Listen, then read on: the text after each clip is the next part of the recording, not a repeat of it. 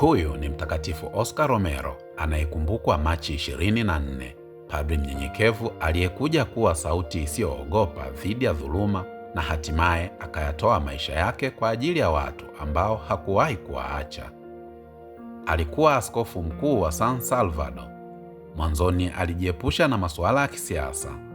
Hata hivyo, baada ya kushuhudia utekaji, mauaji ya mapadre na mateso ya watu maskini na wanaharakati wakati wa machafuko ya kisiasa nchini El Salvador, alianza kuinua sauti yake waziwazi.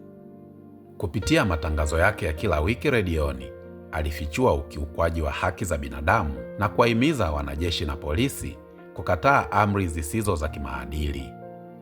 Msimamo wake ulimfanya kuwa shabaha ya maadui. Tarehe 24 Machi 1980 aliuawa kwa kupigwa risasi alipokuwa akiadhimisha misa takatifu. Kifo chake kilichochea hisia za ulimwengu mzima na kumfanya kuwa alama ya ujasiri, dhamiri safi na mshikamano na wanyonge. Alitangazwa kuwa mtakatifu mwaka 2018. Mtakatifu Oscar Romero anatufundisha kuwa imani ya kweli sio kukaa kimya mbele ya dhuluma. Alitambua kwamba kumfuata Kristo sio tu kusali, bali pia kusimama upande wa haki, ukweli na wanyonge, kuwatetea hata kama kuna hatari. Anatukumbusha kwamba sauti ndogo ya mtu mmoja inaweza kuleta mabadiliko makubwa. Ujasiri wa kusema ukweli ni tendo la imani.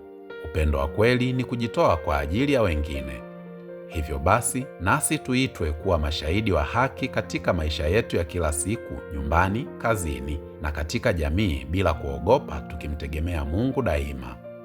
Mtakatifu Oscar Romero, utuombee kwa Mungu tupate ujasiri wa kuishi katika ukweli na haki.